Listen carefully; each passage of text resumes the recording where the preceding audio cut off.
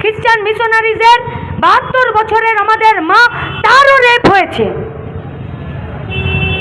তাই আরজি করের ঘটনা কোনো বিচ্ছিন্ন ঘটনা নয়, কিন্তু এই ঘটনাকে কেন্দ্র করে আরও অসংখ্য ঘটনাকে সামনে রেখেই রাজ্যের মানুষ রাস্তায় নেমেছে। শেষ দেখে ছাড়তে হবে। আবেদন আমাদের, অনুরোধ আপনাদের কাছে। হ্যাঁ, ওরা চাইবে আরো অনেককে নোটিশ পাঠাবে, আরো অনেককে জেলে পাঠাবে, আরো অনেককে ধমকাবে, আরো অনেককে মিছিলে যেতে মানা করবে, কিন্তু আন্দোলন বন্ধ হবে না। আন্দোলন ভাঙার জন্য যদি আন্দোলনকারীদের উপরে দমনপীড়ন করে, তাহলে আন্দোলনকারীরাও প্রত্যেকটা দিন বুক বাঁধছে এই রাস্তার দখল নিতে। আপনাদের কাছে আমাদের আবেদন, স্টেরয়েডের বা বুস্টারের ইঞ্জেকশন আমরা দিতে আসিনি। আমরা বলছি আজকের এই সমাজ ব্যবস্থার সবথেকে আতঙ্কের দিকগুলো, সবথেকে খারাপ কালো দিকগুলোকে বুঝে নিয়ে আপনার নিজের কর্তব্য ঠিক করুন।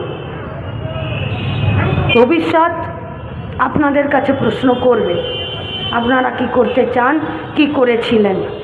আমরা এই কথা একবারও বলছি না যে রায়গঞ্জ লড়াইয়ে নেই, আছে লড়াইয়ে, কিন্তু এই লড়াইটা কত দূর গেলে এই পরিবেশ, এই মানসিকতা, এই ব্যবস্থার বদল ঘটানো যায়, সেই তত দূর আমাদেরকে যেতে হবে।